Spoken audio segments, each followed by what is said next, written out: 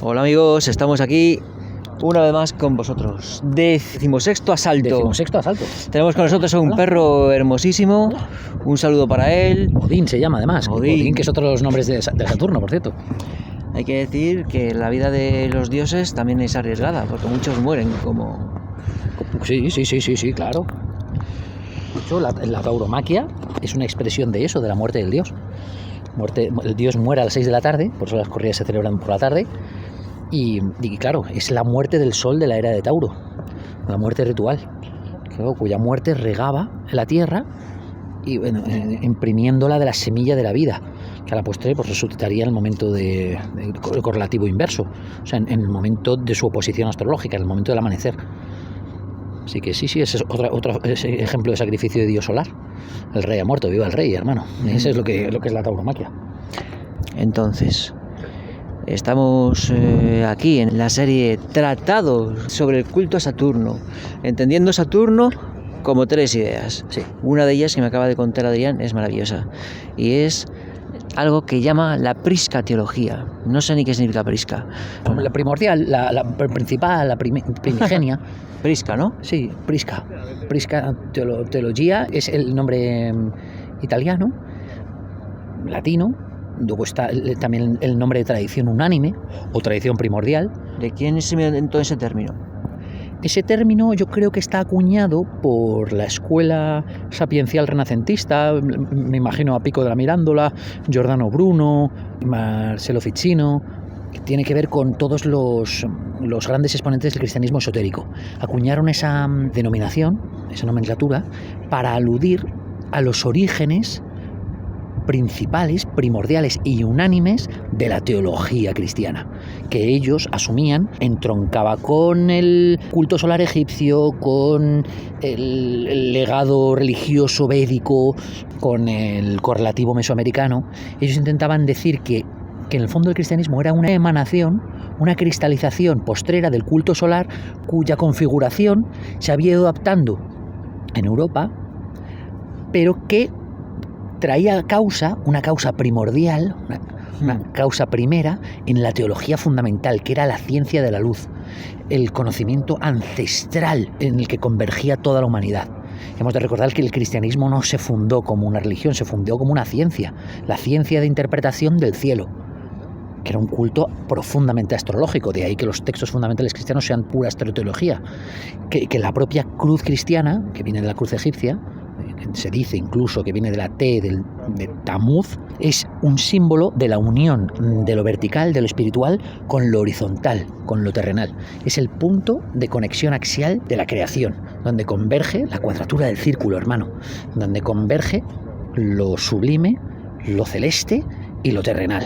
La X marca el camino, pero también el proceso cosmogónico de nuestra creación, que el círculo expresa. Eso es ciclología, de eso habrá que hablar en otro capítulo del culto a Saturno.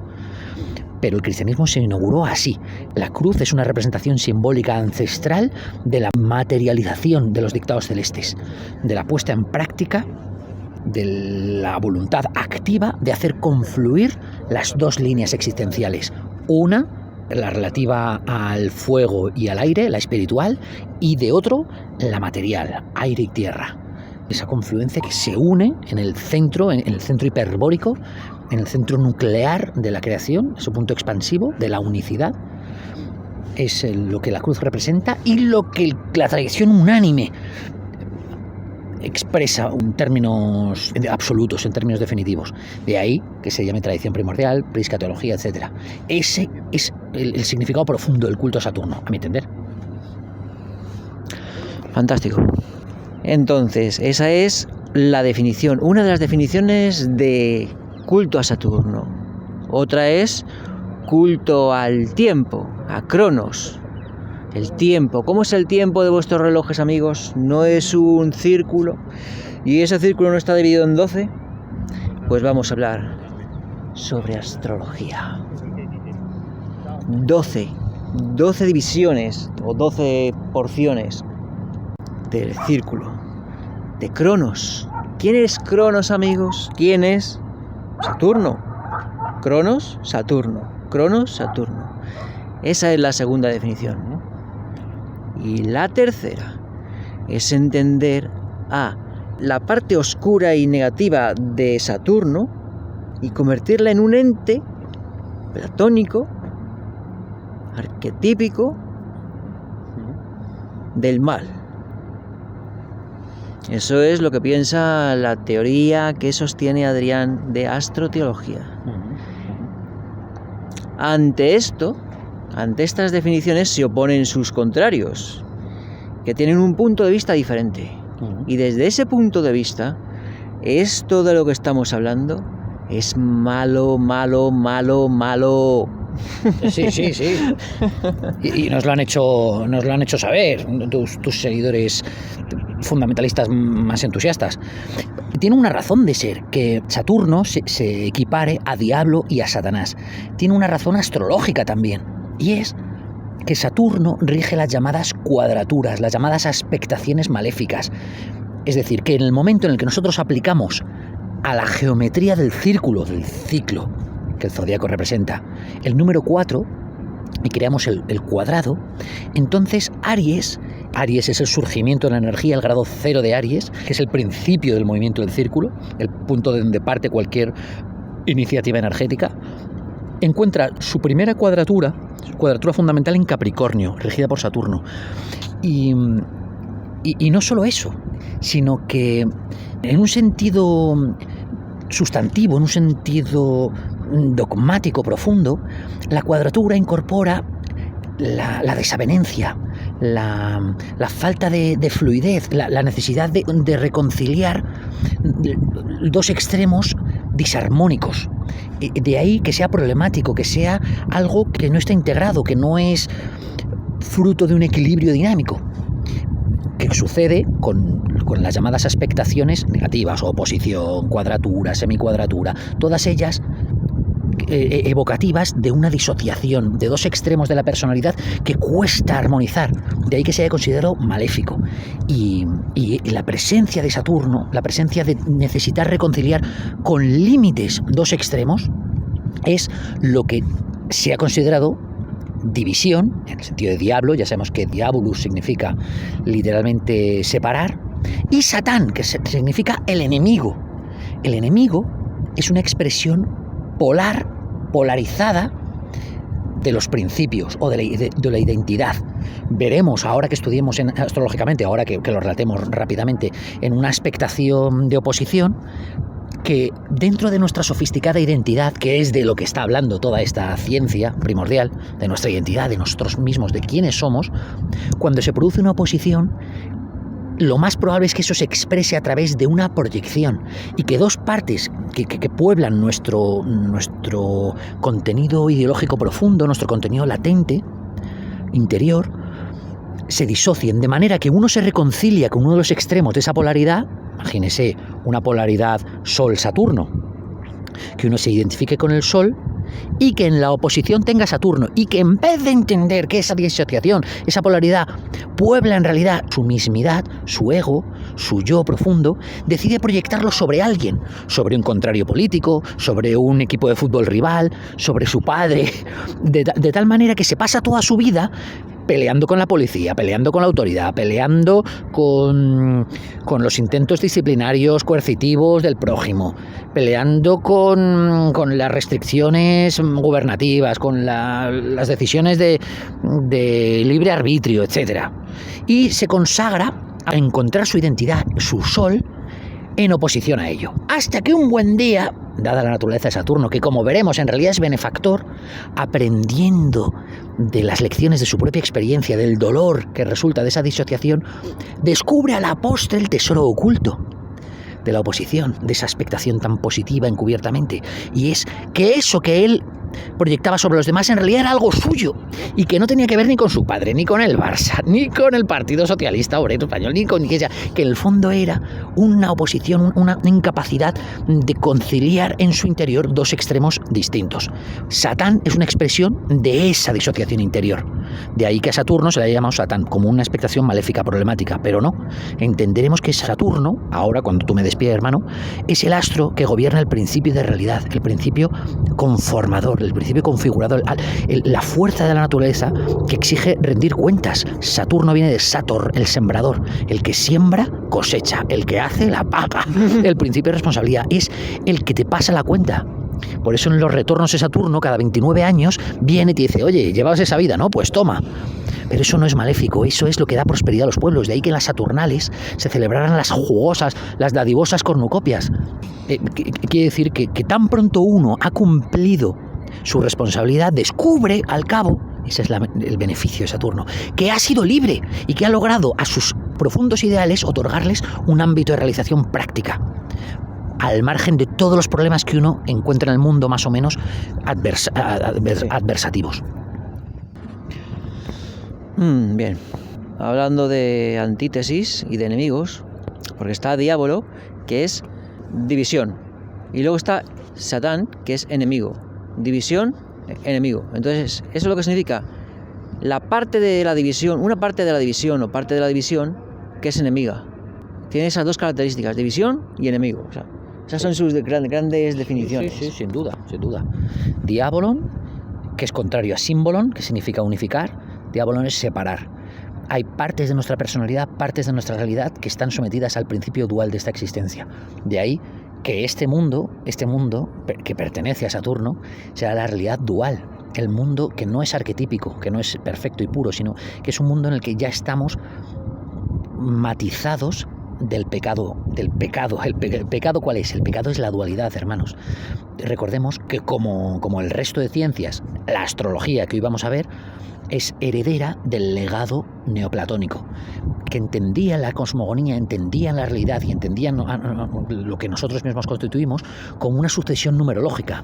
Primero, la unicidad, el ego absoluto, lo uno, del que todos formamos parte, la fuente, la unidad primordial energética, holística, la unidad cosmológica total. El 2, la dualidad, la separación. Decía el poeta, con el 2 comienza la pena. Donde ya separamos lo interno de lo externo, lo grande de lo pequeño, lo extrovertido de lo introvertido, lo invisible de lo visible. La superación del 2 es el 3, el trígono, el triángulo, que comporta la gracilidad, la creatividad, la capacidad de reconciliar los extremos, la fluidez. Y del 3 saltamos al 4, la división cuaternaria, del cuadrado. El cuadrado expresa la construcción sobre la base de un principio de realidad existencial, y por lo tanto incorpora también un principio saturnino de responsabilidad. El cuadrado, a su vez, tiene un centro. Es el primero de estas figuras geométricas que tiene ya un centro y por lo tanto en su núcleo ya tiene otra vez el inicio desde el 1. Nosotros hemos explorado este camino del 1 al 4 a través del panteón griego, recordamos, ¿verdad? En serio, Urano, después Saturno, después Júpiter Demiurgo y después Sol, Dioniso, ¿no? Esto veremos que en astrología tiene un correlativo en 4. Las casas, que es el plano de las manifestaciones, el plano de la expresión, el plano de la realidad. 2, el plano de los signos, el plano de los patrones vibratorios, de la energía, de las grandes configuraciones energéticas de nuestro viaje espiritual. 3, el plano de la colocación de los planetas, de las grandes fuerzas cósmicas, las fuerzas psicológicas que pueblan la naturaleza y el alma interna de cada individuo. Y 4, la expectación, el plano de las conexiones, de las matizaciones, de las configuraciones profundas que rigen el formato del desenvolvimiento energético en el círculo, en nuestra existencia, de la cosmogonía. Veremos que esa geometría, esa numeración también está muy intrincada en la astrología, hermanos. Lo vamos a ver ahora mismo. Fantástico. Como veis, está todo relacionado. Y esto no es algo que nos hayamos inventado, que se haya inventado Adrián, sino que es algo ancestral, la prisca-teología, amigos, la prisca-teología. Así lo llamaban. Que era lo que había antes del cristianismo exotérico imperante. Esto para encuadrarlo en su ámbito histórico. Y hay como dos formas de ver la realidad. La exotérica, a lo mejor hay matices, por supuesto, hay matices, Pero llevándolo a los extremos, está la esotérica a ultranza y luego está la esotérica a ultranza. También podríamos decir que esa ultranza podría haber alguna, claro que sí. No vamos a negar esa posibilidad, podemos estudiarlo. Entonces, la forma de verlo es... ¿Se dice antitética? Sí, yo creo que sí. ¿Por qué? ¿Qué significa antitética? Antitético significa que hay dos tesis contrapuestas, es decir, que es dilemática, que es confrontativa, es decir, que conecta en oposición dos extremos. Eso es lo que creo que significa antitético, que es el caso, ¿no? Yo creo que sí. Estoy contigo, o que estoy un poco... No lo descartemos. Descartemos que está loco y que tiene razón en su... y tiene razón en su definición. Bien, no sé yo si se ve desde el punto de vista esotérico como enemigo al lado exotérico. ¿Eso existe? ¿Hay ese tipo de fundamentalismo esotérico, como lo hay del fundamentalismo exotérico del que acabamos de hablar al principio? Yo no creo que exista ese fundamentalismo, no lo creo. Dado que sería contrario, sería una contradicción en el interior, in termini. No es dado que se considera algo infinito, algo susceptible de infinitas lecturas, de manera que es contrario a la idea de que pueda configurarse en un esquema normativo perfeccionado, perfecto, escrito en piedra, al modo de tablas de la ley, que deba llevarse e imponer a fuerza de boinazos o de cañones napoleónicos como el Código Civil francés. Yo creo que no cabe el fundamentalismo en el esoterismo, dado que implica forzosamente, dada la naturaleza de la cosmogonía, la constante apertura y la constante reconfiguración del ciclo. Por más perfecta y acabada que esté la forma, que eso es lo que hace Saturno, terminar las formas. Saturno debemos no solo esas formas cuadrangulares de los edificios, de los rascacielos, de los puentes, de todos los grandes artificios de la ingeniería, de ahí que los masones se llamaran los constructores, porque los constructores están aludiendo literalmente al poder y a las características de Saturno y de Capricornio. Por más que uno avance en la completitud de la forma, siempre después de Capricornio viene Urano, que desdibuja la forma, empieza a soñar con nuevos proyectos, empieza a lanzar unos trazos más ambiciosos, más irracionales, y al cabo del reino de Urano, de Acuario, siempre llega Piscis con la conexión y la fusión mística sagrada y el borrón y cuenta nueva. Es el momento en el que, por hermoso que haya sido el castillo, viene la ola de Piscis y rompe el castillo de arena y se lleva toda la arena de nuevo para empezar un nuevo ciclo. No cabe fundamentalismo. El mismo fundamentalismo que existiría en un kamikaze que está a punto de dictar su encíclica mientras se está arrojando contra un portaaviones americano en Pearl Harbor. Es decir, bueno, te puede dictar algo de una manera muy pasional, pero está a punto de palmarla. De manera que no cabe, creo yo, fundamentalismo religioso al estilo integrista, literalista. No creo que sea dado. Impresionante. No lo descartemos.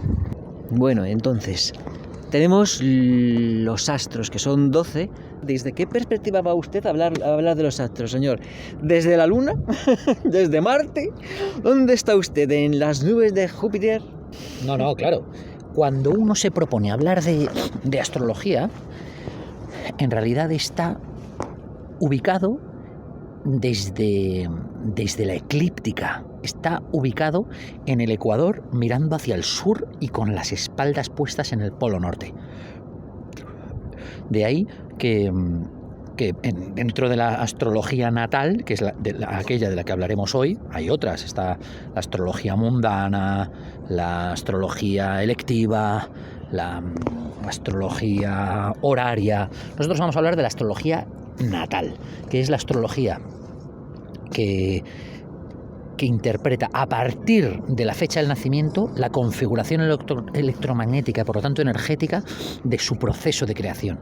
Es decir, invoca a las deidades implicadas en su proceso de configuración álmica. Pues bien, desde esa perspectiva, el círculo del zodiaco tiene un correlativo en el círculo sobre el que vivimos. Y por lo tanto, el cielo refleja nuestra Tierra. Es decir, que Dios refleja a nosotros mismos, es un reflejo de nuestra propia configuración. Y para expresar esa carta circular, se coloca el centro, nuestro núcleo espiritual, y a partir de ahí se dibuja el famoso diagrama circular, a cuyo perímetro podemos encontrar los 12 signos, las 12 casas y la división. ¿Te acuerdas de aquella división junguiana tan típica de la personalidad, en la cual lo racional estaba a la izquierda y lo irracional a la derecha, y lo introvertido estaba abajo y lo extrovertido arriba? ¿Te acuerdas? Ese diagrama circular tetrapartito. Pues así el diagrama del zodíaco se divide de la misma manera, a través de los llamados, la mecánica de hemisferios y cuadrantes. El hemisferio izquierdo, que sería el hemisferio este, eso es un poco contraintuitivo, porque estamos mirando hacia el sur, sería el hemisferio del impulso, de la decisión, de la acción, y el hemisferio oeste, que sería el derecho, estaría dedicado a la percepción, a la indagación, a la disquisición, a la intelección, al reparo. Sería, por lo tanto, el más racional. El izquierdo sería el más impulsivo, el que actúa antes de deliberar.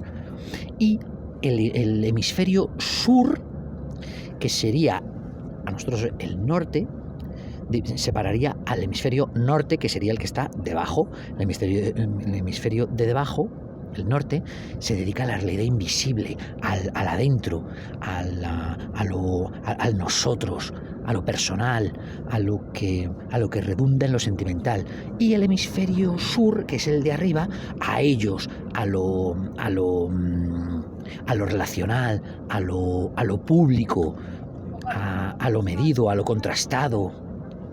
Entonces, ese círculo demarca no solo el disco sobre el que vivimos, sino el disco que nosotros mismos somos, porque nosotros somos un círculo que se está polarizado entre lo no nosotros, el ello, y lo que somos genuinamente nosotros en nuestra propia autoindicación. Está entre lo introvertido y lo extrovertido, entre lo sentimental y lo racional, entre lo moderado y lo desaforado. Es decir, que la cosmogonía, la manera como el universo está configurado, como el universo está hecho, tiene un eco en cómo nosotros mismos estamos hechos. ¿De acuerdo? El óvalo, recordemos, ese ciclo, es el símbolo más antiguo de la identidad, que las letras fonéticas, como el demótico, las letras puramente caligráficas expresan, pero que el ciclo, la rueda del zodíaco, expresa de una manera perfecta. Veremos cómo la rueda del zodíaco en sus 12 estaciones es la expresión más apurada de la evolución de la energía, de cómo cualquier impulso que uno emprenda, ya sea caminar desde aquí hasta la fuente, ya sea caminar desde el nacimiento hasta la muerte, comprende un momento inicial fogoso del fuego de Aries, otro momento de sedimentación de la energía taurino, más hedonista, en el que se reconcilia con las sensaciones, otro momento de duplicidad geminiana en el que uno cobra conciencia de lo que es uno mismo y de lo que no, otro momento de sentimental canceriano en el cual uno se desprende de la madre primordial y cobra una entidad sentimental aparte, y en adelante necesita enrocarse para proteger ese legado propio familiar. Después un momento de singularidad leonino en Leo, después otro momento de servicio y de utilidad y de análisis virginal en Virgo, después otro momento de conciencia de lo otro, del no yo genuino, de la relacionalidad típicamente librano, después un momento de intensidad emotiva y de conexión profunda y de dominación escorpiano, después un momento de viaje, de expansión, de moralidad sagitariano, después un momento de conformación puro y detenido capricorniano, de perfección en la forma y de perfección en el esfuerzo, después un momento acuariano, regido por Urano, en el que las formas inventan una concordia grupal, una concordia universal a la que debemos tender, y por último un momento pisciano en el que la energía vuelve a la fuente y uno se sume te iba a decir tántricamente, orgásmicamente, en la nada de la que una vez provino. Y quiere difuminar los contornos y es un viejo espiritual, ese momento del final de la onda en el cual se difumina en la nada para volver a dar paso al inicio de la energía. Es decir, la rueda del ciclo, del círculo, que es el contenido más profundo de Saturno, expresa a la vez la rueda que nosotros mismos somos en nuestra energía, en nuestro proceso vital. Pero cuando yo decía, ¿desde dónde lo ves? ¿Desde una Tierra plana o desde una Tierra esférica? Ah, vale. ¿Desde dónde lo ves? ¿Desde una Tierra plana o desde una Tierra esférica? ¿Qué cambia en la bóveda celeste si se ve desde una Tierra plana o desde una esfera? Si hay esfera, hay norte y sur, y los cielos serían diferentes, ¿no? Sí que se ven diferentes. Claro, porque según la teoría heliocéntrica, esférica, se están mirando literalmente a zonas opuestas del espacio exterior, ¿no? Desde el norte estarías mirando al norte, y desde el sur estarías mirando al sur, y desde la teoría terraplanista estarías mirando desde distintas zonas del mismo plano el mismo cielo, y como a medida que te distancias el ángulo con que miras el cielo cambia, estás viendo zonas distintas del mismo techo y desde un ángulo distinto. Para mí, la astrología es una de las grandes y más poderosas pruebas, en primer lugar, del geocentrismo, es decir, de que el cielo gira a nuestro alrededor, de una manera perfecta, de una manera arquetípica y de una manera ordenada y susceptible de interpretación. ¿Por qué? Porque en el momento en el que uno llega a categorizar, a hacer una taxonomía y una demarcación de la eclíptica, y por lo tanto de una interpretación planetaria del cielo, la va seccionando y va atribuyendo a cada una de esas secciones una zona de manifestación de nuestra propia existencia, se da cuenta de que el cielo está expresando perfectamente los arquetipos psíquicos y los arquetipos espirituales que conforman nuestra acción, nuestra identidad, nuestra motivación, nuestra superestructura, nuestros valores, y que no hay nada casual, que está el techo, esa capilla sixtina que es el cielo que vemos todas las noches, está hecho de una manera tal que es susceptible de estar invocando constantemente lo que nosotros mismos somos, que no hay ni el menor asomo de arbitrariedad. Dos de los astrólogos más relevantes, era un matrimonio francés, Dubkovkin, me suena. Bueno, rescataré este nombre, te lo diré. ¡Ey, Miguel! Cuyo, ¿qué pasa, macho? Hola. Joder, ¿cuánto tiempo? Espera, para. Vamos a parar.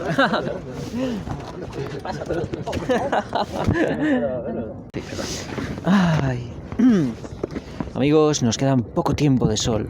Y esto es muy importante, porque después del sol viene la noche, y en la noche están las estrellas, y las estrellas son las que configuran a esas 12 porciones.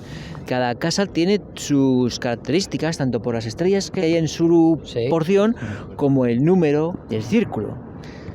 ¿Cuál sería la cuestión a formular en este momento? Claro, la cuestión sería cómo fue que los antiguos empezaron a reparar en la naturaleza del zodiaco. ¿Cómo fue que empezó a crearse ese aforismo hermético tan celebérrimo de cómo es arriba es abajo? Se empezaron a dar cuenta de que el ciclo, el círculo, era una manera perfecta de alegorizar la creación. La serpiente que se muerde la cola, Uruboros, el gran símbolo alquímico de la creación y la destrucción. Seguro que estás familiarizado con esa trinidad védica tan célebre del dios creador, el dios que sostiene y el dios que destruye, ¿no? No me acuerdo si era Krishna, Shiva, Vishnu, no me acuerdo cuál era exactamente, o Kali. Eran tres deidades orientales que expresaban de un lado la creación, de otra la sostención y de otra la eliminación. Empezaron a comprobar que cualquier iniciativa, cualquier proceso psíquico se componía de esos tres factores, y que aquello tenía un correlativo con las grandes fuerzas del estudio natural ancestral. Vaya. La procesión de las numeraciones que gobierna ese mismo ciclo, ese viaje del héroe, ese viaje del sol que hemos ido indagando, tenía a su vez una correlación con las 4 facetas de un estudio tetrapartito de la naturaleza. Recordamos esas 4 virtudes alquímicas clásicas. De un lado las virtudes activas, el frío y el calor, y de otro las virtudes pasivas, la humedad y la sequedad. Se empezaron a dar cuenta de que esas 4 propiedades de la naturaleza, típicamente alquímicas, tenían un correlativo en los signos. Entonces podía dividirse el cielo en signos de tipo cálido, signos de fuego y de aire, y de tipo frío, tierra y agua. A su vez, en signos de tipo húmedo, aquellos que contienen mejor la humedad, aire y agua, y los secos, fuego y tierra. Que a su vez el fuego tiene esa propiedad que es creativa, que es intuitiva, que es disolutiva, que es homogeneizadora. Tú pones algo a calentar y homogeneizas, los elementos se funden mejor en ellos. Lo puedes utilizar como manera de crear un arma, lo utilizas en la metalurgia, lo utilizas en la cocina. Y que de otro, el frío sirve para la coagulación, para la sedimentación, para el mantenimiento, para la conservación. Y que eso tiene a su vez un reflejo en la radiación que emiten ciertos planetas. Empezaron a darse cuenta, hermano, de que lo que experimentaban aquí tenía un reflejo arquetípico y perfecto ahí arriba. Y entonces empezaron a implicar las grandes numeraciones para el entendimiento de las grandes secciones del cielo, y empezaron a comprobar que tenía una relación exacta, que el cielo expresaba perfecta y arquetípicamente el transcurso de nuestra espiritualidad. Lo que tenemos ante nosotros es un conglomerado compuesto, perfeccionado, muy plástico, muy representativo de nuestra realidad profunda, de cualquier emprendimiento. Existen varios tipos de astrología. La que nosotros abundaremos hoy se llama tropical, está basada en los trópicos, solsticios, equinoccios y las 4 estaciones. Y comprobaremos cómo la manera como entienden la realidad y la naturaleza de la hora, el ciclo horario del sol, está a tiempo referida a cada hora de nuestro día y a cada una de nuestras vidas. A cada una de nuestras vidas. Descubrieron, esto es astrología pura, que así transcurre una vida humana desde su fogoso inicio en el parto hasta su decrépito final, más o menos súbito, como un año. Desde el inicio equinoccial de primavera, aproximadamente el 21 de marzo, hasta el final del ciclo pisciano, el 20 de marzo, ¿de acuerdo? Por eso es tan interesante entender el misterio neoplatónico del tránsito de la unicidad, dualidad, triplicidad y cuatriplicidad, tetraplicidad, hasta la configuración de nuestro entendimiento astrológico de la realidad. Eso es lo que tenemos que ver hoy a través del sistema de casas, de signos, de planetas y de aspectos, de grandes representaciones profundas. Cuando tú me des pie, abordamos el significado singular, concreto de todos estos elementos. ¿Por qué se divide en 12 y no en 13 y en 14? Se divide en 12 porque 12 se puede dividir por muchos números importantes, tales como el 1, el 2, el 3, el 4... Claro, 1. 12 es el número de completez electromagnética. Recordemos que son 7 las notas musicales más las 5 sostenidas. Son 7 los chakras de la realidad material y 5 las facetas de la realidad espiritual. Es decir, que son 7 más 5, ese sumatorio, el 12, el número que agota en un sentido espacio-temporal la realidad de nuestra existencia, que eso se ha rescatado a través de todas esas configuraciones, a través de los 12 apóstoles, las 12 tribus de Israel, las 12 horas del día, exacto, pero que existe una división sustantiva entre el do y el re. entre el do y el re, y entre el re y el mi, tú como músico debes apreciar el salto cualitativo de una frecuencia a otra, y que estas frecuencias, esta manera de dividir en su vibración a la realidad de la luz, que es de lo que estamos hablando aquí, de la luz del momento que nos alumbró y de la luz de cada momento, demarca en 12 signos, en 12 arcos de frecuencia, en 12 ángulos, en 12 ángeles, los cielos, así como nuestra propia vida y nuestra propia existencia.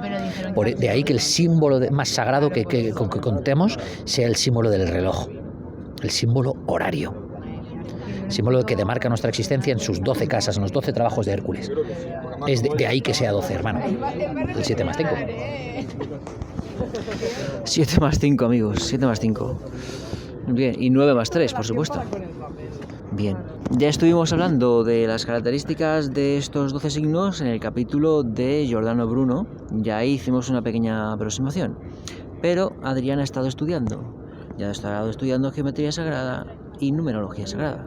Por lo tanto, tiene ahora una visión más completa del tema y nos va a ilustrar con la descripción de cada uno de los 12 signos del zodiaco. Sí, por favor. Sí, en primer lugar, y para terminar de cerrarlo el 12, que voy a acto seguido procedo con lo que me comentas, hermano, recordemos que son 3 los grandes procesos vitales. 3 son el proceso de individuación, desde el nacimiento hasta que cerramos el ciclo de la individuación y reconocemos en nuestro interior que somos una persona.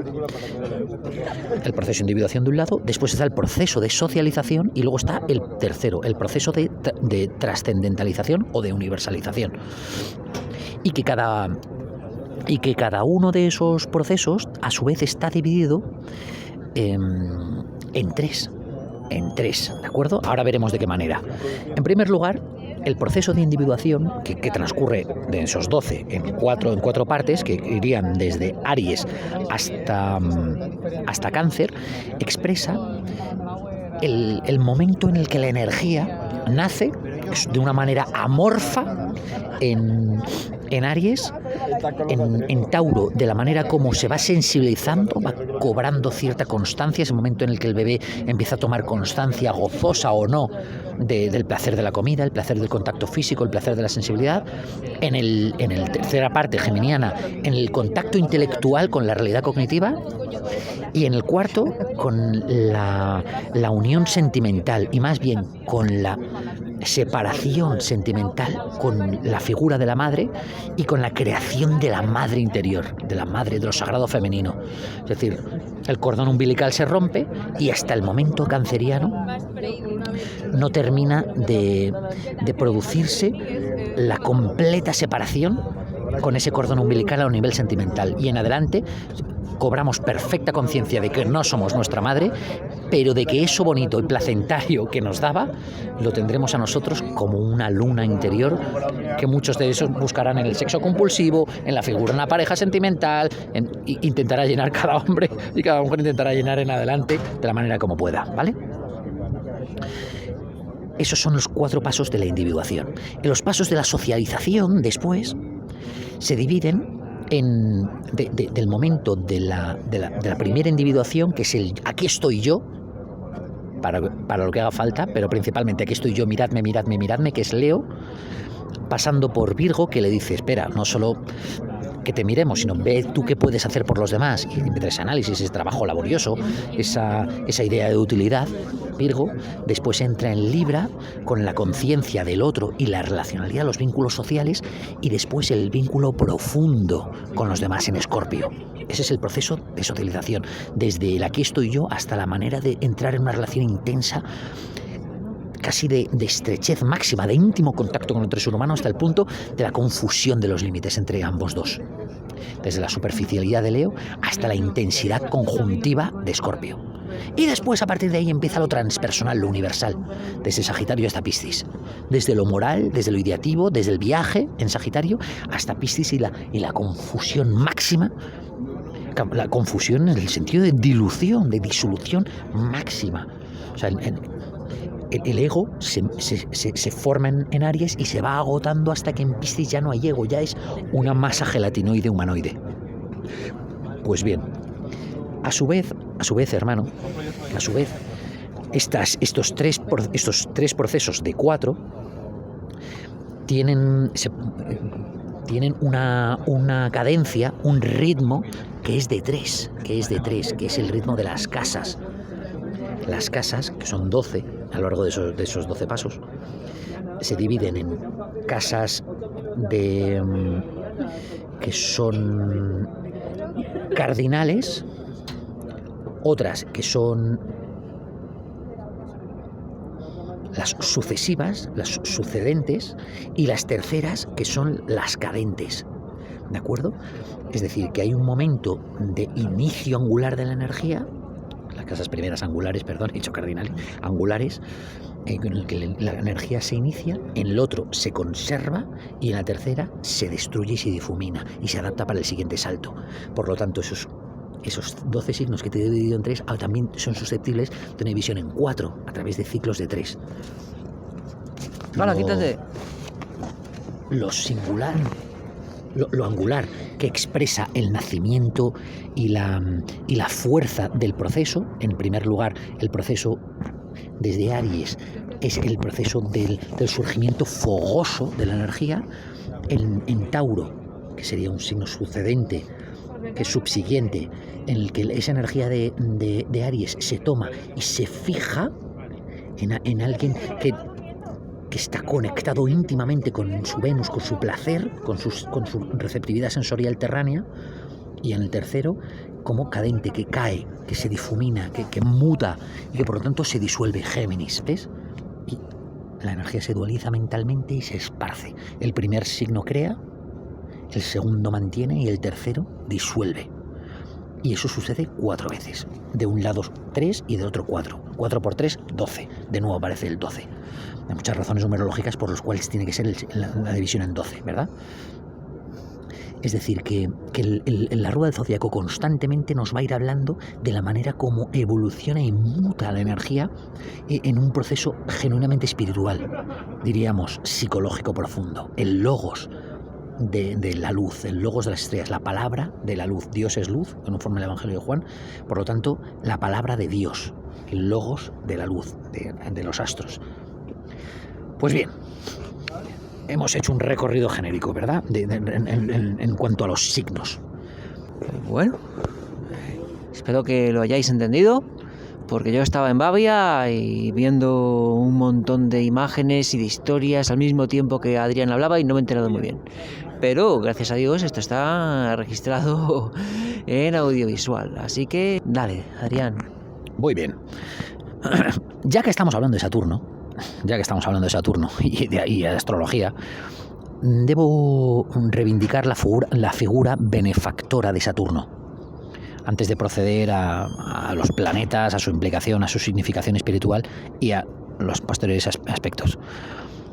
Saturno es, ante todo, el gigantesco principio de realidad, que está conectado con la necesidad de conectar los propósitos ideativos, los propósitos utópicos, con un nexo material, y por lo tanto es el padre estricto que exige que cualquier proceso se realice en el tiempo y en el espacio, y por lo tanto que se ordene, que se libere de lo caduco, de lo estéril, de lo insolvente, de lo insostenible. Por eso se considera al tiempo un tirano, porque no tiene paciencia para lo sobrante. Disecciona de la realidad aquello que no conecta con lo material. De ahí que se haya considerado un signo profundamente material, y de que la astrología sea un encubierto culto a Saturno. Todos los signos, en el fondo, se juntan en el medio cielo que pertenece a la casa 10ª, relativa al signo de Capricornio, regida por Saturno. Y de cierta manera, todo sucede entre sus cuernos, entre los cuernos de la cabra, que esta realidad, que nosotros decimos realidad, y realidad ya es una palabra con resonancia saturnina, sucede todo este proceso dentro de su espacio, de sus normas. De ahí que sea el único Dios que tiene una festividad concreta, las Saturnales, a lo largo del año, en el momento en el que la cosecha el cosechador, Saturn, recuerda, el sembrador, se realiza a eso de mediados de diciembre y en adelante, el resto del año, ya que todo el trabajo está hecho, se dedica a pensar en lo trascendental a lo largo del invierno. De ahí que los antiguos llamaran a Saturno Jano, el dios de las dos caras, que tenía una cara puesta hacia lo personal y lo social y otra hacia lo infinito, como Odín, no el perro que antes casi muerde a Jin, sino Odín el dios, que tenía un ojo para mirar en este mundo y el otro era el ojo que le permitía mirar en el mundo de los muertos. Jano da nombre a enero, January, que es el dios, el mes donde rige Saturno con más claridad. En enero. En enero, January, de Jano. Entonces, Saturno rige el concepto límite, el concepto de disciplina, el concepto del rigor necesario para obtener frutos. Es decir, que uno puede creerse que es un gimnasta olímpico, pero Saturno le recuerda que habrá dolor, que habrá lesiones y que habrá expulsiones de clubes deportivos si no tiene la disciplina y la capacidad de constancia y no ajusta su liturgia a las exigencias de Saturno. ¿Cuáles son las exigencias de Saturno? Ritualismo, tiempo, ceremoniosidad, irregularidad, sin desmayo, sin excepción. Es un dios inflexible. La gran dicotomía del zodiaco se produce entre esos dos grandes dioses, entre Saturno y Júpiter. Júpiter pide expansión, pide optimismo, pide viaje, pide lozanía, pide pecado. Y Saturno, recordemos Sancho Panza, recuerda esa dicotomía astrológica que se producía siempre. Uno pide cuaresma, pide restricciones, pide calma, pide regularidad, pactos, disciplina. Esa es en suma la gran dicotomía planetaria que sucede en el zodiaco. Pero hay otras tantas, entre el gran amor de Neptuno, y entre el amor material de Venus, entre la gran inteligencia de Urano y entre la inteligencia práctica de Mercurio, Hermes. Esa dicotomía la expresaba muy bien el Quijote, porque siempre se colocaban ambos dos entre extremos de la dicotomía. Cuando Sancho empezaba con su refranero mercurial de pues a quien Dios madruga, Dios le ayuda, y el garajo vuela abajo, hace frío el garajo, y a quien Dios se la dé, San Pedro se la bendiga, bla, bla, bla. Y Quijote se contraponía, y cuando Sancho se ponía mercurial, se ponía uraniano, la dicotomía.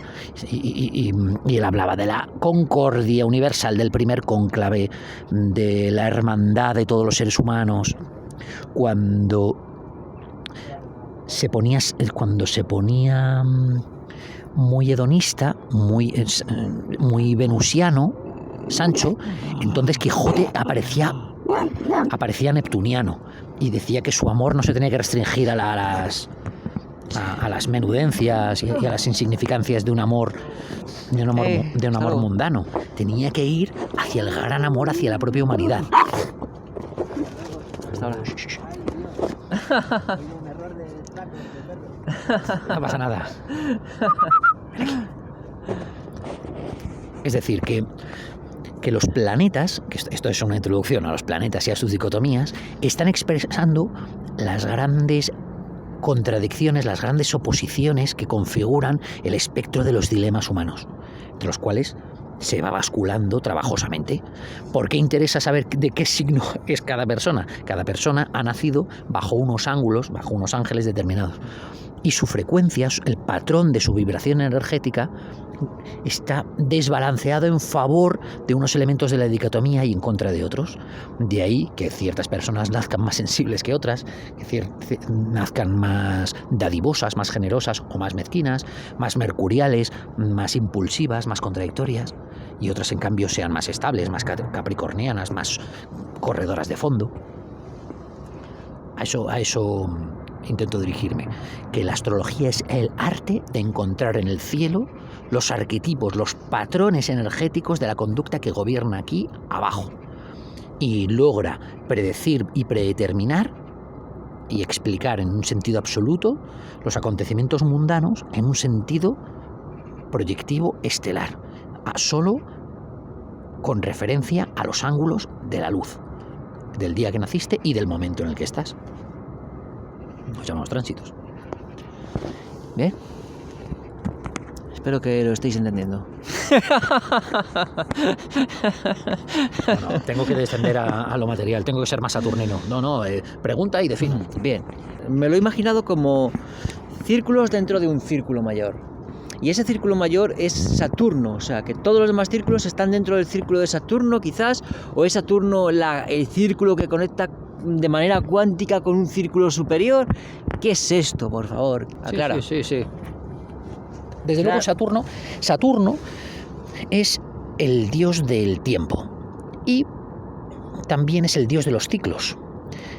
Los antiguos decían que Urano bajaba cada noche, Urano es el cielo estrellado, Ana, bajaba todos los días a Gaia y creaba un hijo.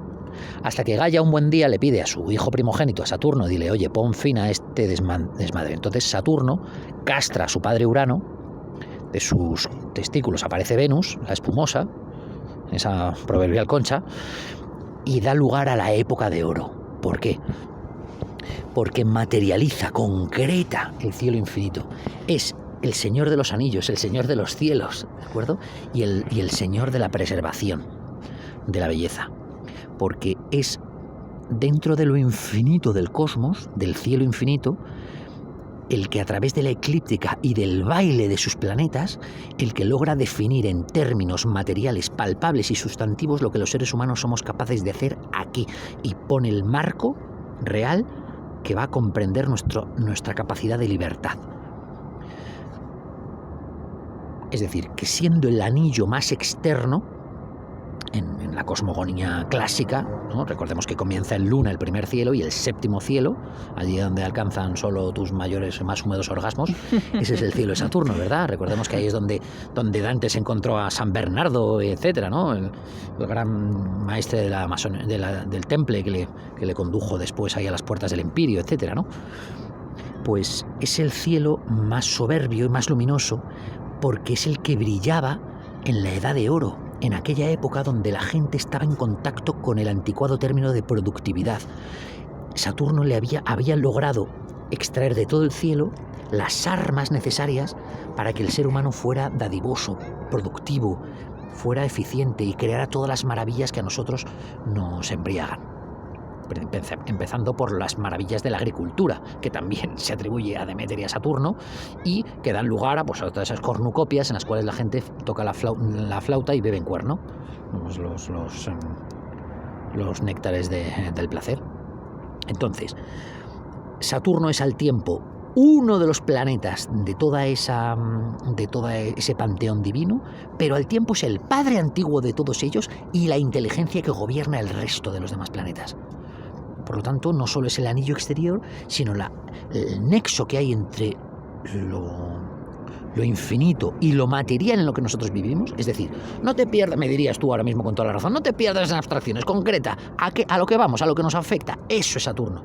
Si uno mira el símbolo de Saturno, es el trazo gráfico de la conexión con lo eterno y después abajo la cruz de lo material, que es inverso a Júpiter. Júpiter es al revés, tiene la cruz de lo material arriba y después el símbolo del eterno abajo. Es decir, que Saturno coge lo infinito y lo concreta, lo convierte en algo palpable, lo particulariza, lo concreta. Eso es la cruz cristiana, eso es el mundo en el que estamos. Nosotros vivimos sobre un disco plano que alegoriza la conexión del cielo y la tierra, con centro en Hiperbórea y con sus extremos radiales de la manera dispuesta como sabemos. Y operamos conforme a las reglas de realidad que han sido impresas y que podemos ver cada día si miramos arriba. Y sus dicotomías gobiernan el universo de lo que es factible, de lo que es exequible hacer en esta realidad holográfica en la que estamos. Esta simulación psicodramática de paraíso neoplatónico en la que nos despertamos cada mañana. A lo largo de sus 12 casas, sus planos de manifestación, desde la casa 1, el yo, la casa 2, la casa de la acumulación, del valor, la casa 3, es que es la casa de las relaciones cercanas, de los viajes cortos, la casa cuarta, que es el hogar, la procedencia. ¿Ves? Estamos ahí en ese bajo cielo, en el Inum Coelis. La casa 5, que es la casa de la creación, de los hijos. La casa 6, la casa de la regularidad. La casa 7, la casa de los vínculos transversales, bilaterales, socios, pareja sentimental. La casa 8, la casa del poder oculto, la casa de la riqueza ajena, de la conexión profunda, del análisis y del entroncamiento con las fuerzas psicológicas subyacentes. La casa 9, la casa de los grandes viajes, la sabiduría, la dogmática, la moralidad. La casa 10, la casa de la proyección vocacional, de lo público, de la extinción frente a los demás.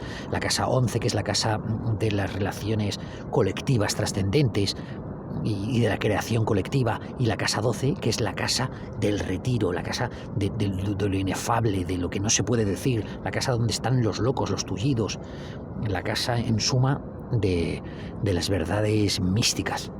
Esas 12 casas expresan perfectamente el plano de Saturno de existencia temporal y espacial en el que estamos. Sus signos, los patrones vibratorios, los planetas, los procesos psíquicos que podemos seguir dentro de su círculo, de su ciclo. O somos marcianos, estamos con Marte, con esa fuerza penetrante, osada, díscola, deseosa, de conquistadora, o con Venus, la fuerza fina, afable, armónica.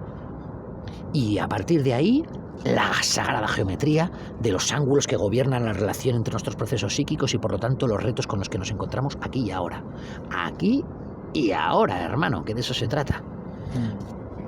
Hay una expresión que es por los siglos de los siglos, por los ciclos de los ciclos.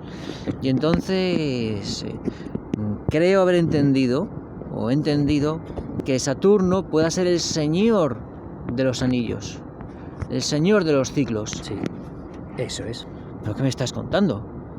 ¿Entonces el señor de los anillos es el señor de los ciclos? Claro, es lo mismo, efectivamente.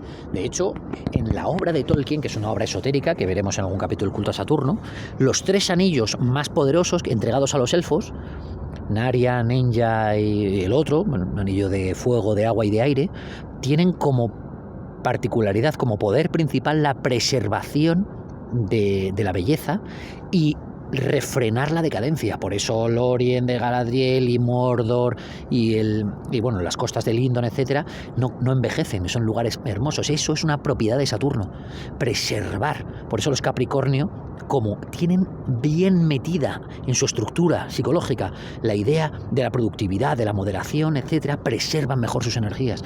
Y en esa obra, en el Señor de los Anillos, los anillos de poder que se entregan a los mortales tienen esa propiedad. Las propiedades saturnales, las propiedades de Sauron, Saturno, es lo mismo. Es el señor del tiempo, el señor que rige aquí y al cual hay que obedecer si uno quiere llegar al esplendor en su vida, a la saturnal.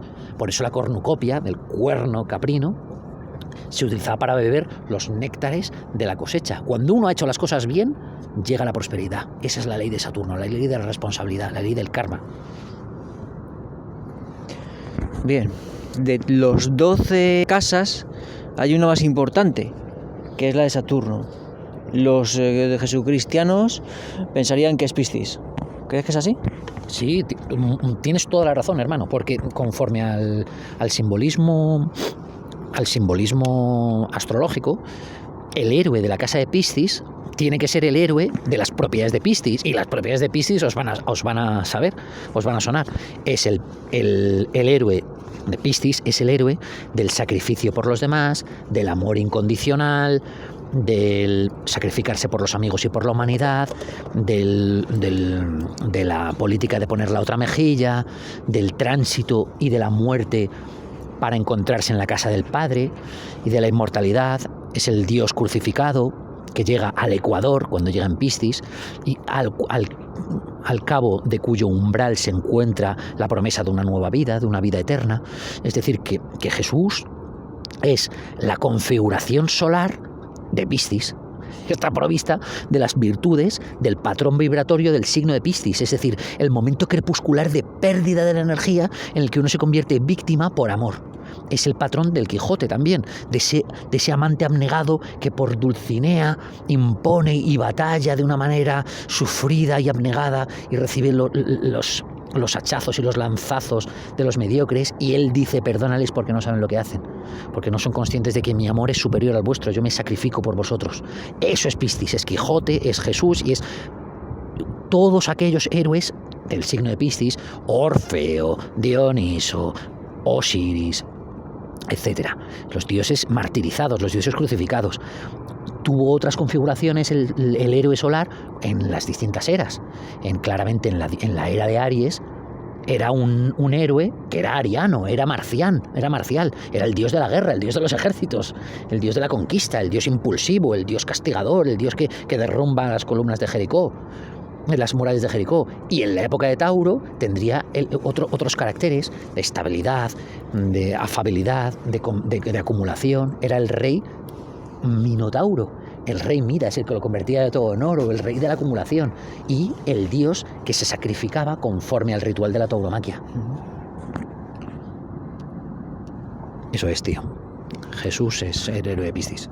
Bien, pero según lo que he entendido, Saturno es como que está en todos. O sea, está en todos. Cada uno tiene su personalidad, pero Saturno está en todos. Sin duda. Lo que hay que entender es que Saturno, como el resto de planetas, son fuerzas de la naturaleza y por lo tanto todos estamos dependiendo de ellos. Lo que ocurre es que Saturno es el señor de todos ellos, es el señor de los anillos, es el príncipe de la realidad. Y por lo tanto nada es real y nada se materializa, nada llega a ser existente si no ha pasado por el filtro de Saturno. Vale, no sé hasta qué punto será correcta con la pescatología, la subdivisión de anillos de Tolkien, pero he entendido que Sauron vivía en el anillo único. En el anillo único para dominarlos a todos. Desde luego. Sauron es la configuración del dios que se ha aferrado a lo material. Claro, porque Tolkien está haciendo una subdivisión cristiana. Tolkien está adaptando el paganismo esotérico tradicional nórdico, inglés, anglosajón, etcétera, a una configuración cristiana, y por lo tanto ya ahí tiene un componente malvado. Tolkien era un acérrimo cristiano. Pero lo que incorpora respecto de que el anillo único gobierna el resto de anillos y de que sus propiedades sean la resistencia frente a la adversidad y la preservación de la belleza frente a la decadencia del tiempo, infiere, nos ayuda a nosotros poder traslucir que él era muy conocedor de que la propiedad de Saturno era superior a la de todas las demás. De hecho, en el contexto del Señor de los Anillos, ya no digo el Silmarillion, la gran cosmología, etcétera, pero se sabe que es el dios más poderoso que existe en la Tierra Media. La Tierra Media, tierra entre el cielo y el infierno. Es una alegoría de nuestra condición, de esta realidad plana y holográfica, la Tierra Media.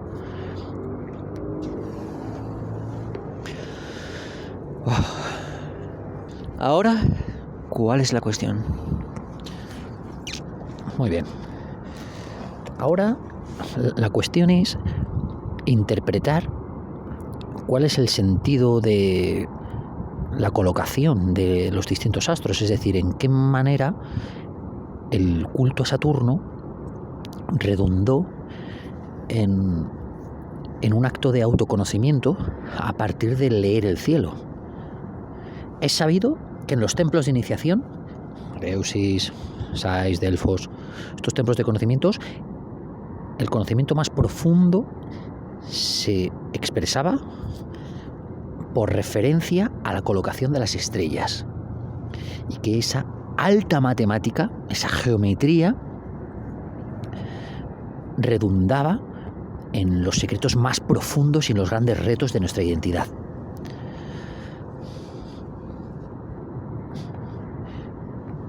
Por lo tanto, ¿de qué manera alguien despierta esta sensibilidad y busca encontrarse a sí mismo en esa configuración de luces?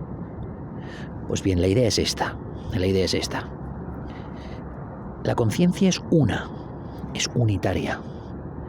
Pero en el momento en el que atraviesa el universo dual, el universo de la separación, el universo diabólico en el que estamos, saturnino, ya sabemos que eso de maléfico y diabólico hay que entrecomillarlo, la unidad se abre, prueba el fruto del bien y del mal, por así decirlo, entonces se diversifica su anatomía y lo que era uno y compacto comprende toda la pluralidad del universo. Y en ese momento en el que nos alumbramos, nos dejamos deslumbrar de la primera luz y nos cortan el cordón umbilical, esa colocación de estrellas fijas y de estrellas errantes, llamados planetas, que hay en el cielo, y los ángulos en que emergen, demarcan nuestra verdadera ingeniería personal, el software de las conexiones profundas que configuran nuestro espíritu, como en un chip, que la colocación del silicio y del metal y de las conexiones determina la personalidad del software. Pues así, nuestro software está delimitado por distancias, ángulos, razones y colocación de los distintos ingredientes de una manera concreta. Cómo se ha pasteleado el conjunto de ingredientes para dar lugar a ese cóctel que nosotros llamamos ego. Desde luego, el planeta, la estrella errante principal que expresa el concepto ambiguo de individuo y de yo, se llama Sol, que es el contenido más profundo de la iluminación que Jesús de Nazaret alegoriza junto con otros tantos hermosos recursos literarios. El yo, el ego, en todo su brillo, en todo su esplendor y su fogosidad radiante, expresiva y muchas veces delirante, cuando uraniana, estrafalaria, es Sol, el planeta que rige nuestra identidad profunda, y junto a él el resto de planetas personales, entre los que hay que destacar Luna, Mercurio, Marte. ¿Ok? Sol es nuestra iluminación, la personalidad profunda, el brillo que hay en nuestro interior y que solo está preparado para los que alcanzan a ver la luz interior, que se han acercado lo suficiente. Marte regula nuestra capacidad de acción, nuestro deseo intromisivo, nuestro deseo de penetrar, nuestro ánimo de conquista, el impulso que te fuerza de la inercia a salir ahí fuera y demostrar algo, lo que sea, que te haya impuesto ese impulso. Luna es el entorno, la placenta primordial y su sensibilidad, el universo de las sensaciones, la idea de las asociaciones automáticas, los ciclos de tu rutina habitual, aquel sitio donde te sientes cómodo, la primera apertura al mundo. Eso es Luna, tu ego, que solo tu familia conoce, cómo eres tú en casa, tu casa. La Luna es casa, el planeta que rige Cáncer, la casa, y la cuarta casa. Después está Mercurio, el planeta que rige nuestra interconexión, nuestras relaciones. Esos son los planetas personales. Y solo viendo por qué patrones vibratorios, es decir, por qué signos están imbuidos, de qué signos están imbuidos, y cuál es el ángulo que existe entre ellos, se puede sacar vida y milagros de Santa Teresa. Y con posterioridad a esto interpretaremos, si te atreves, querido hermano, la carta natal tuya, ¿ok? Después están los llamados planetas sociales. Saturno y Júpiter. Júpiter es el Yahvé bíblico, es el planeta de la justicia social, cuyos ciclos de 12 años demarcan el universo de una generación. Júpiter incorpora las conexiones interpersonales, la educación, el dogma, las teorías, la doxa, la dogmática, el costumbrismo de los países, el impensado, las idiosincrasias. Y por lo tanto es el espíritu que gobierna a los académicos, a los viajeros, a los moralistas, a los sacerdotes, cuando dogmáticos. Y después está Saturno, que gobierna el límite, la parte del contrato, el requerimiento formal y metódico de la forma, concienzudo, el arte que gobierna a los masones, a los constructores, los que sabían la composición profunda de la realidad y que sabían que, a ver, dejadme a mí que yo sé que esta catedral no la puede erigir cualquiera, esto no es para profanos, dejadme a mí que he gobernado las formas, los planetas sociales.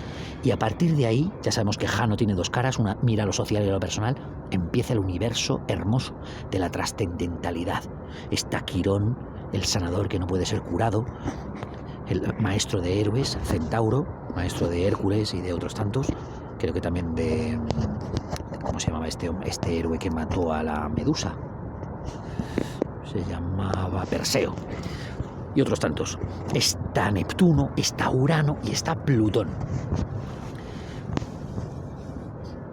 Quirón rige nuestras capacidades sanadoras y energizantes para con otros, y al tiempo aquel punto en el que nosotros somos más flacos, gobernando la naturaleza paradójica y dual de nuestra resistencia, es decir, que aquello que se convierte en nuestro fuerte para con los demás es una debilidad para con nosotros. Eso es Quirón. Urano es el cielo infinito y por lo tanto el dios que rige a los millonarios y a los creadores de teorías estrafalarias, insospechadas, el dios que mira el futuro, que coge a su hijo Saturno y le dice: tú es que eres un antiguo y un tradicional, mira, atrévete a soñar con lo que hay más allá. Neptuno es el dios de las aguas, de las corrientes, el dios benefactor filantrópico del ser humano, que en el Señor de los Anillos aparece también como uno de los Vala. En suma, Neptuno incorpora las corrientes que entremezclan y que fluyen por entre nosotros, el dios de la mística, de lo trascendente, de lo invisible, del amor incondicional, del sacrificio redentor. Y después está Plutón, el dios del poder, llamado Hades para los griegos, y dios que gobierna la transformación poderosa, el oro que está oculto en el fondo del barro, el lugar que tenía que penetrar el dios del infierno, hermano. Plutón es una de las manifestaciones de Saturno que nos ha querido dar la Iglesia cristiana, intentando decir que es ese dios cruel y transformativo y poderoso que hay ahí en el submundo, en el Sheol. Ese es Plutón, que es el dios que rige Escorpio, el dios de la intensidad, de la manipulación, pero también del poder que está oculto entre las sombras y que rige todas las crisis y la salida triunfal de todas ellas. Dios poderoso. Pues bien, todas esas facetas que, como has podido comprobar, tienen que ver con episodios de nuestra propia genealogía, están ubicados de una manera muy específica y demarcando ciertos ángulos. ¿Recuerdas cuando nos pusimos a geometrizar el círculo en geometría sagrada y dijimos: está el círculo como unidad primordial, está Saturno, y le podemos aplicar el 1? El 1 se mide siempre a partir del grado, del grado 0 de Aries, que es el inicio de la energía, y por lo tanto rige en astrología la llamada conjunción. La conjunción, es decir, que ha dado una vuelta completa de 360 grados el círculo, ¡fua!, y ha vuelto al mismo sitio. Los planetas están juntitos y fusionan su energía. Y en adelante ya esa energía no se va a manifestar sola, se va a manifestar con la del otro. Y por lo tanto una conjunción Sol y Marte se expresará siempre conjuntamente en una personalidad que unifica la identidad con el deseo. Y es un hombre con fortuna en los emprendimientos y que se identifica y se constituye y los demás le perciben a través de sus actos, de su energía, de su osadía, de su carácter conquistador. Después, si geometrizamos el círculo, si geometrizamos la rueda, ciclo significa círculo. Si geometrizamos a Saturno con el 2, creamos la línea y dividimos geométricamente la oposición del diámetro. ¿Te recuerdas? 180 grados arriba y 180 grados abajo, ¿de acuerdo? Y está la oposición, que separa por 180 grados dos planetas, así en línea recta. Y demarca la primera expectación maléfica, saturnina. ¿Por qué? Porque llega la polaridad, llega la ficción de la dualidad, de que hay un opuesto, y nosotros vamos al mundo creyéndonos que está nuestro enemigo, nuestro oponente, nuestro adversario, y en el fondo somos nosotros mismos en las facetas que no nos gusta revelarnos a nosotros mismos. Aplicamos el 3 y aparece el triángulo equilátero, ¿recuerdas? Y esos ángulos de 120 grados, cuando dos planetas se comunican con esa expectación, con ese ángulo, cuando el ángulo es de 120 grados, el triángulo benefactor de la creatividad y de la fluidez bendice esa conexión y dice, están en trígono y por lo tanto Hostias. sus relaciones son amables, benéficas, pueden funcionar automáticamente, su equilibrio es dinámico y por lo tanto esa persona es natural, no vivirá conflictos en su vida entre esos dos planetas. Todo saldrá natural y le saldrá sellar un llamado natural, un querido por Dios. Y así las semicuadraturas, los sextiles, los quincucios, etc. Hay muchísimos tipos de conexiones que lo expresan. Toma ya. Lo que quiero decir es que el arte de Saturno, el arte de saber lo que puede en este mundo o no puede hacerse, se hace a través de aplicar geometría al cielo que nos ha parido. Cago en la leche. ¿Y esto no lo enseñan en el colegio o qué? Debieran. Para que luego nos digan que no, que esto es un vórtice que se expande a una velocidad supralumínica por el universo eterno de la nada sideral y que las estrellas están ahí contingentemente, que en el fondo no dicen nada, que no les demos que no busquemos tres pies en el gato. Y nos cuentan el Big Bang. Y el Big Bang nos lo presentan como el fin de un universo caótico, expansivo, que era tan complejo que no lograba reconciliarse, que se comprimió en una singularidad y que explotó con fuego y llama. Pues eso que llaman Big Bang es lo que toda la escuela sapiencial de la prística teología llama, coño, tránsito de Piscis a Aries. El universo expandido, complejo y caótico de Piscis que se convierte, por arte birloque Big Bangiano, en la singularidad y el fuego que crea universos. Eso es Piscis y Aries de toda la vida de San Cristo. Después, el gnosticismo, también cristiano, nos comenta que el verbo, que la luz se hizo carne. Se hizo de bulto, se hizo terrenal. Y eso es de Aries a Tauro. El fuego, la luz, se convirtió en algo que la condensa, la materializa. Y eso nos está diciendo únicamente algo de cómo nació Jesús de Nazaret. No, coño, nos está hablando de cómo somos nosotros. Nuestro deseo se convierte en obras. Nuestro deseo se materializa en quiénes somos, en un gusto.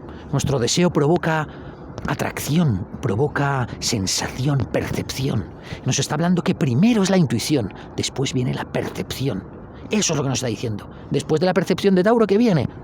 El intelecto, la idea y por último, la emoción. Eso lo decía también la psicología cognitivo-conductual, para que veas los pilluelos también, de dónde traen sus fuentes. Impresionante, amigos, impresionante. Me voy a levantar para dar al stop y le voy a volver a dar al play. Vamos a pasar de Piscis a Aries. ¡Ah! Lo has dicho, te has dejado llevar por la magia, viejo zorro.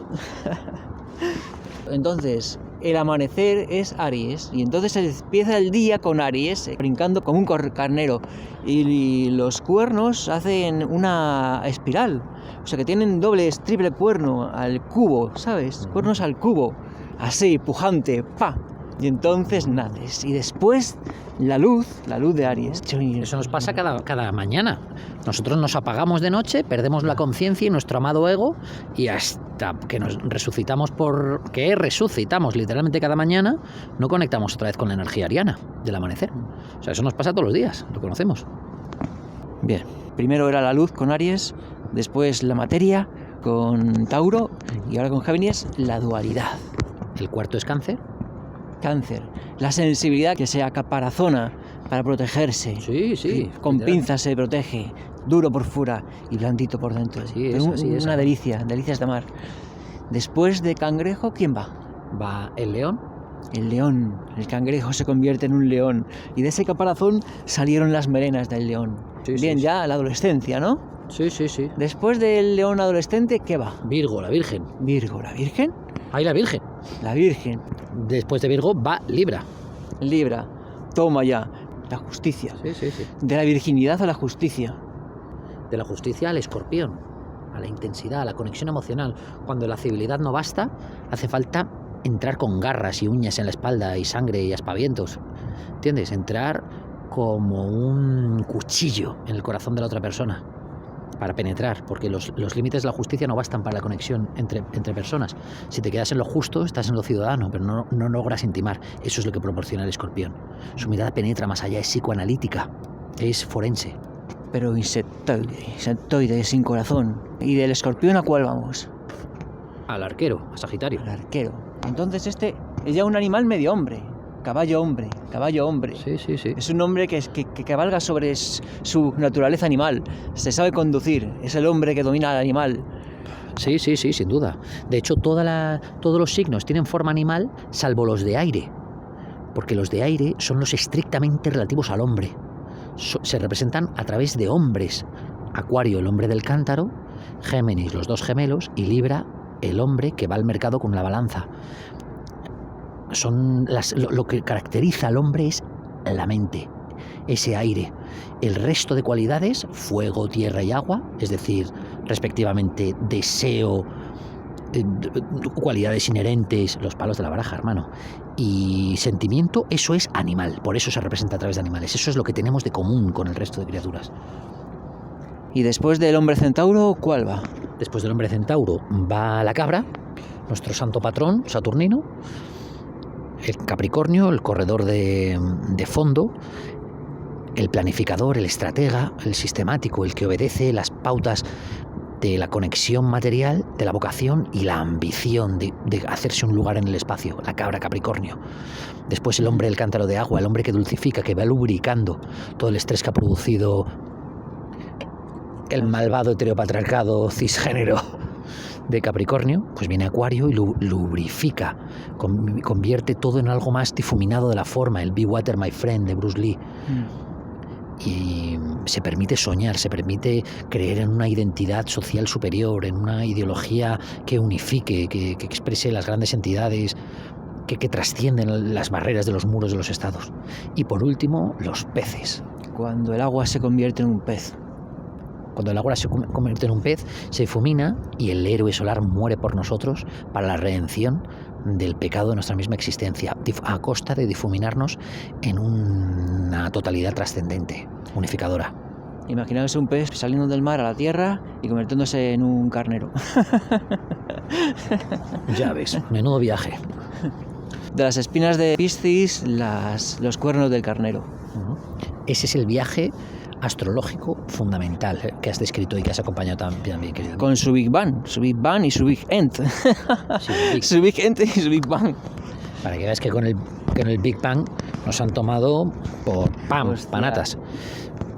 Y que están refiriéndose a las fuerzas profundas que significa el recorrido vibratorio de la luz a lo largo de su existencia, desde su surgimiento hasta su extinción, en cada una de las ondas. ¿Recuerdas las ondas senoidales, las ondas del Sino, las ondas de Saturno? Por lo tanto, no hay que dar tanto crédito a todas estas configuraciones exotéricas que, con ser hermosas, solo están alegorizando un contenido real que podemos cifrar en movimientos diarios que nos acompañan, que acontecen al son, al abrigo del ángulo de una luz y que nos comunican profundamente con nuestra propia existencia y con el misterio de nuestra creación. De ahí que la ciclología, el sentido simbólico de los ciclos, que podemos encontrar en la historia, porque los ciclos históricos también son susceptibles de una interpretación esotérica, estén expresando la misma cosmogonía. Así las edades del hombre, la historia de la humanidad, obedece a ese mismo patronaje. Hace un paralelo al viaje que recorre la luz a lo largo de esas 12 casas. Y los ciclos deben interpretarse así. Esa es la tradición unánime, hermano. La tradición primordial que supo ver en cada ciclo de luz, o en cada ciclo vital, o en cada ciclo de una sístole-diástole cardíaca, la suprema alegoría que gobierna los misterios de nuestra creación, la serpiente alquímica Ouroboros. Recordemos que los alquimistas consideraban que el mundo podía cifrarse en un viaje a través de las distintas transformaciones, ¿te acuerdas? Transformación alquímica desde el plomo hasta el oro, en busca de la sal alquímica del quinto elemento. Bueno, utilizando el quinto elemento para aurificar, para provocar el contacto con la sagrada materia prima. Pues la materia prima que utilizaban los alquimistas era el metal de Saturno, el plomo. Y el plomo era lo que se aurificaba, el plomo se convertía en oro, ¿verdad? Pues el plomo es la materia de este mundo, y si uno sigue las pautas de Saturno, el derecho natural, las normas de la diosa Tara, de las tierras, las diosas que rigen en el ciclo de Saturno, entenderá cuáles son los 12 pasos de la aurificación, los 12 pasos de la reconciliación del ego con Dios, el viaje del héroe de Aries a Piscis, hermano. Eso es. Que está escrito en las estrellas.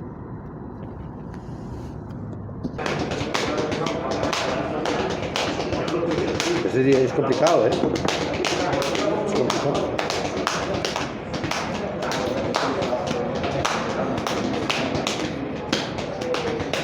Ahora, lo más difícil que es llevar... tío! Oye, Adrián, me alegro de ser tu amigo. Una nueva aventura, ¿eh? A ver, nos espera, rítmica. No, y tocaba heavy metal, lo típico, Iron Maiden. Solamente hay una cucharilla. Me pido el tenedor, entonces. Porque ¿Tú vas a usar tenedor, hermano? ¿Seguro? Pilla tenedor, sin problema, tío. Vamos, amigos. Goza, que ya sabes que esta tarta es un bocato di cardenal.